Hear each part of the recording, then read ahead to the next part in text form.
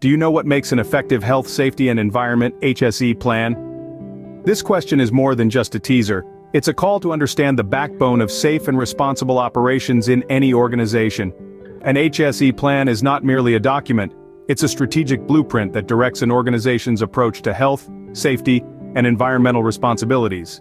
It's a comprehensive guide that helps to identify potential hazards, implement preventive measures, and ensure compliance with regulatory standards. Why is it important, you ask? Well, operating without a well-structured HSE plan is like sailing a ship without a compass.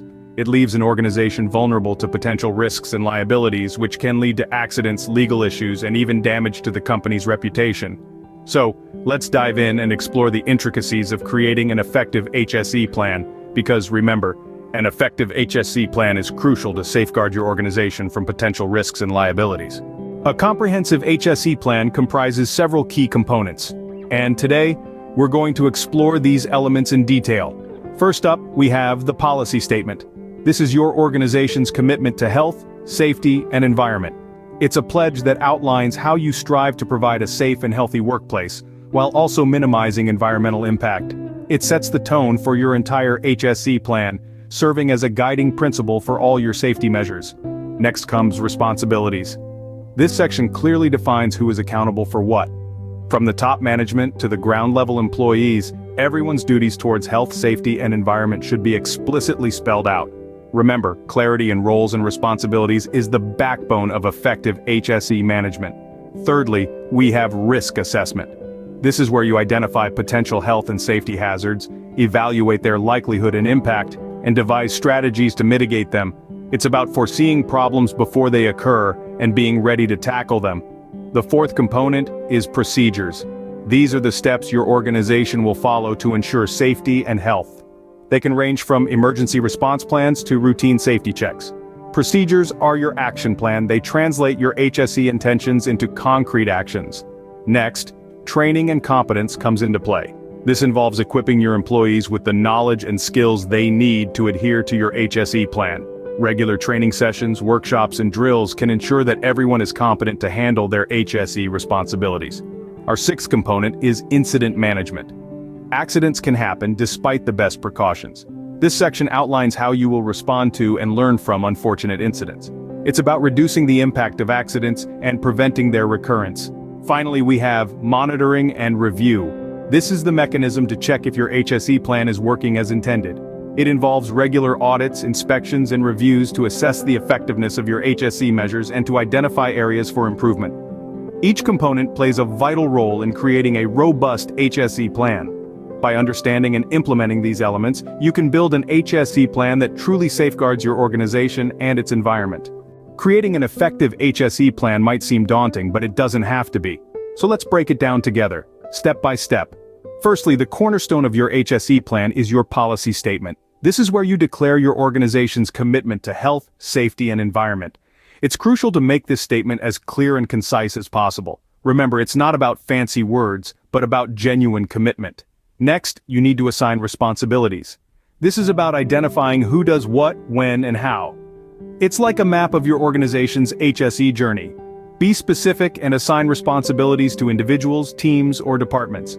Remember, everyone has a role to play in ensuring a safe and healthy work environment. Moving on, let's talk about risk assessment. This is where you identify potential hazards, evaluate their risks, and decide on precautionary measures. It's like a detective's work, always looking for clues and evidence. Make sure you involve your team in this process. Their insights and experiences can be invaluable. Now let's establish procedures. This is about creating a series of actions or steps to achieve the HSE objectives. Think of it as a recipe, where each step leads to the desired outcome. Make sure your procedures are practical and easy to follow. Remember, a complicated procedure is likely to lead to mistakes and confusion. Next step, ensuring training and competence. This is about providing your team with the necessary skills and knowledge to fulfill their HSE responsibilities. It's like equipping them with the right tools for the job. Remember, training is not a one-time event, but a continuous process. Then we have incident management. This is about how you respond to and learn from incidents. It's like a feedback loop, where each incident provides an opportunity for improvement. Make sure you have a clear and effective incident reporting and investigation process. Remember, it's not about blaming, but about learning and preventing future incidents.